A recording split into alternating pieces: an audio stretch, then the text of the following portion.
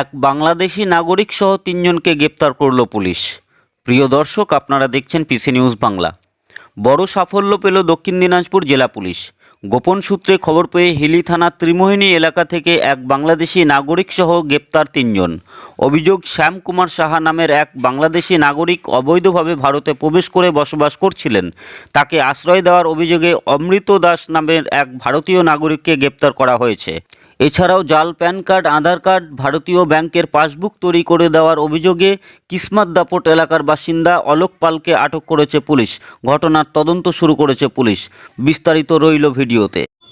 একটা গোপন সূত্রের ভিত্তিতে আমরা খবর পাই যে একজন বাংলাদেশি নাগরিক, সে আমাদের হিলি এলাকার ত্রিমোহিনী এলাকায় বেশ কিছুদিন ধরে অবৈধভাবে থাকছে এবং এখানকার বিভিন্ন রকম কার্যকলাপের সাথে সে যুক্ত। সেই ইনফরমেশনের উপর ওয়ার্কআউট করতে গিয়ে আমরা জানতে পারি শ্যাম কুমার সাহা, সে একজন বিডি ন্যাশনাল। প্রায় 4 বছর আগে সে আমাদের ইন্ডিয়ান টেরিটরিতে এসছে অবৈধভাবে।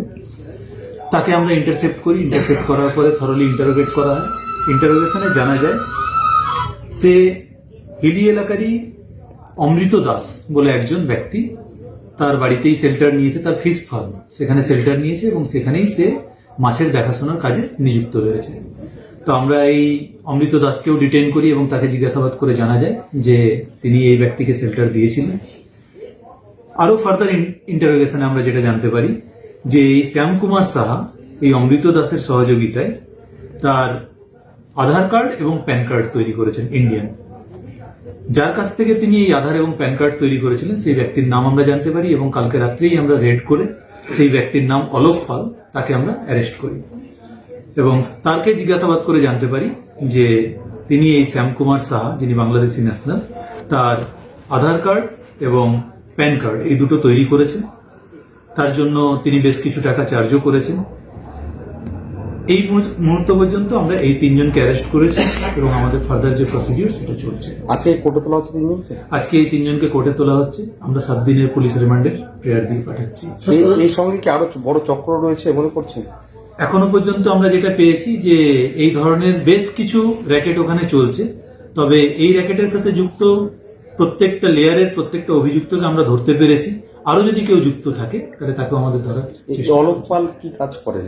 যেটা জানা গেছে, অলোক পাল প্রাথমিকভাবে একজন ইন্ডিয়ান ব্যাংকের, আমাদের এখানে যে বালুরঘাটের বাস স্ট্যান্ডে ইন্ডিয়ান ব্যাংকের যে ব্রাঞ্চ আছে সেই ব্রাঞ্চের একজন ক্যাজুয়াল ওয়ার্কার হিসাবে কাজ করেন। তো সেখানে তিনি বিভিন্ন রকমের ডকুমেন্টস ভেরিফিকেশন বা ডকুমেন্টস তৈরি এই ধরনের কাজগুলো করেন। বাকি আরো তার ডিটেলস আমরা ডিউরিং পিসি পিরিয়ডে জানতে পারবো।